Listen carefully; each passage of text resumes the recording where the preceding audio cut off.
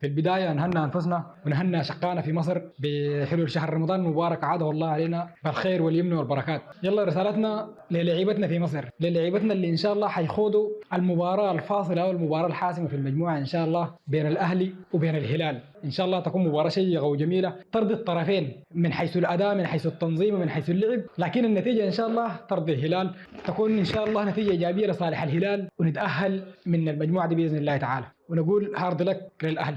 رسالتنا الليلة حتكون لل 11 لاعب اللي حيتواجدوا داخل أرضية الملعب خلال مباراة الأهلي أو لدكة الاحتياط، كل التيم الجميل ده بنقول لكم الموسم الكروي بتاعكم السنة دي كان موسم خيالي. إذا لعبتوا في المباراة دي وإن شاء الله تعالى غلبتوا أو تعادلتوا، المهم النتيجة كانت النتيجة النهائية كانت التأهل للدور القادم إن شاء الله تعالى، أو لا قدر الله لا قدر الله أو لا قدر الله خرجتوا من الدور ده، حنصفق لكم لعدة أسباب. السبب الأول إنه بجد يعني تيم يستحق التقدير والشكر على المتعة وعلى اللعب اللي شفناه منكم الموسم ده أكيد يعني حصاد لحاجات كثيرة ولعمل كثير داخل الملعب وخارج الملعب، وإن شاء الله يعني الحصاد حنذوقه قريب إن شاء الله تعالى خلال الموسم ده وخلال المواسم الجاية. السبب الثاني، لفتوا انتباه العالم كله، لفتوا انتباه القارة السمراء لأنه في كورة داخل السودان، لأنه في متعة تستحق المتابعة، تستحق إنه الناس ينظروا لها ويقيفوا جنبها ويسندوها خلال الأزمة أو الأزمات اللي هي مرت بها. الاتحاد الأفريقي لأول مرة نحن نشعر ونحس بأنه انتبه لأنه في حاجة اسمها كرة سودانية. فليكم التحية وليكم التقدير، والله لعبتوا موسم وأديتوا بطولة خيالية، ولسه الموسم لا يزال قدامكم يعني في البطولة العربية وفي الشأن الداخلي، لكن ما في كلام. شكرا لكم والله.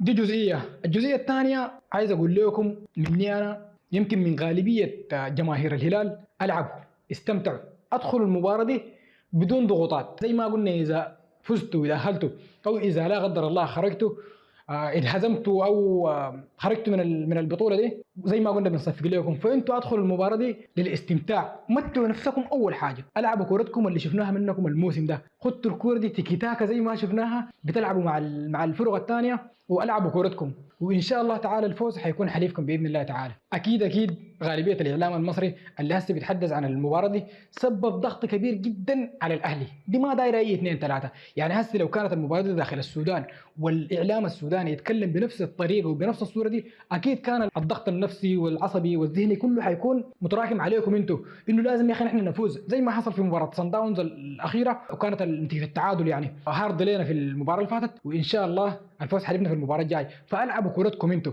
اذا لعبتوا مرتاحين ان شاء الله تعالى حتلعبوا، حتمتعوا وحتفوزوا ان شاء الله بنتيجه ايجابيه باذن الله، وتجيبوا التاهل من قلب القاهره. وزي ما حصل قبل كده وفزنا داخل القاهره، التيم ده قادر انه يصنع المعجزات. لكن خدوا في الحسبان، خدوا في بالكم انه ما حنخط عليكم اي لوم عتاب، او ما حنقول الناس دي ما لعبوا او ما ادوا عليهم. انتوا لعبتوا بجد ومتحتونا وكيفتونا ورجحتوا لنا سمعه الكره السودانيه، وان شاء الله حتصنعوا تاريخ الموسم ده او الموسم الجاي او اللي بعده ان شاء الله تعالى. اخففوا عليكم وهونوا عليكم والعبوا كرتكم للاستمتاع، استمتعوا ومتعونا، متعوا العالم. في نهاية الفيديو شكرا للاستقبال الجميل اللي حصل لبعثة الهلال في القاهرة، ما قصروا، وإن شاء الله نتمناها للنهاية، يعني لما بعثة الهلال ترجع من القاهرة إن شاء الله تعالى ترجع سليمة منتصرة إن شاء الله تعالى.